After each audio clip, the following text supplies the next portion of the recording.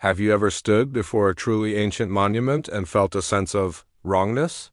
A feeling that goes beyond simple awe or historical curiosity?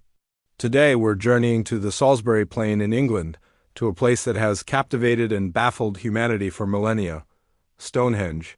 But we're not here to talk about druids, solar alignments, or the mysteries of its construction.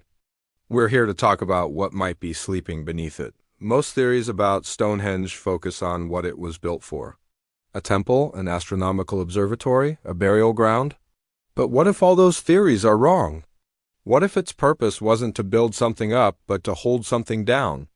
Let's start with the whispers, the stories that predate even our earliest written records. The folklore of the region is filled with unsettling tales, not just of spirits or fairies, but of the land itself.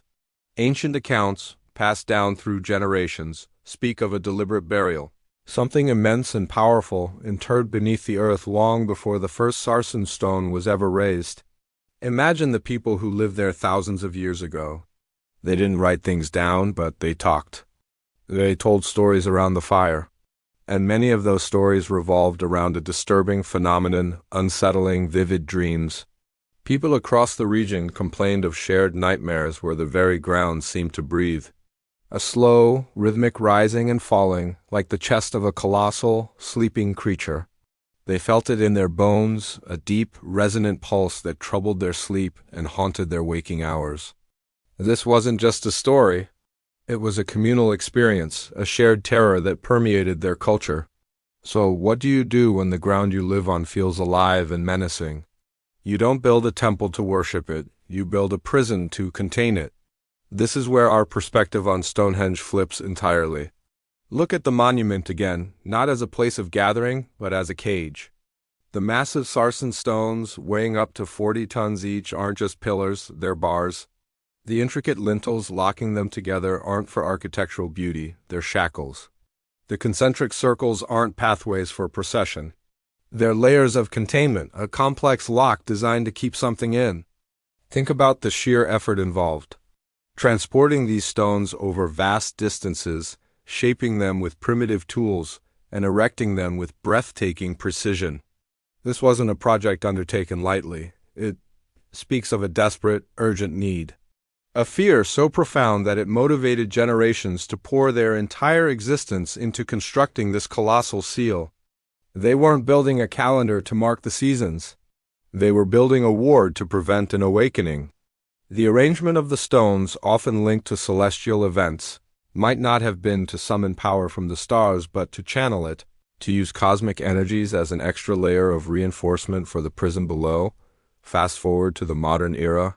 We have science, technology, instruments that can see, and hear things our ancestors could only feel. And what do they find at Stonehenge? Anomalies, lots of them. Geologists and archaeologists have been scanning the ground beneath the stones for decades. They found strange magnetic variations and unexplained voids in the earth. But the most chilling discovery comes from seismographs, the instruments we use to detect earthquakes. Even today, highly sensitive devices placed around the monument record faint rhythmic vibrations.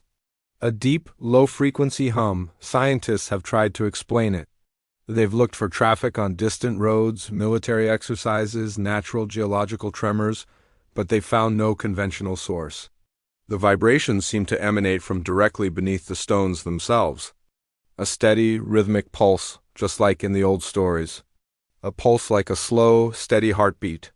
Or the deep, even breathing of something vast and ancient and asleep. This reframes every strange occurrence at the site. The reports of malfunctioning electronic equipment, the disorientation some visitors feel, the eerie silence that can suddenly fall over the plain. Are these just quirks of the landscape, or are they symptoms of an immense dormant power leaking from its cage? A power that strains against its bonds with every slow breath. The original wooden structures that predated the stones could have been the first frantic attempts to pin this entity down. When wood proved insufficient, they turned to earthworks, digging ditches and mounds. And when that wasn't enough, they embarked on the monumental task of raising the stone circle itself, a final, desperate act of engineering born from primal fear. Each phase of construction was an escalation, a response to the growing strength of the sleeper beneath. So what is it? We can only speculate. An ancient terrestrial entity? Something that fell from the stars and was buried by the terrified witnesses? A creature of such immense psychic power that its very dreams could infect the minds of those living nearby?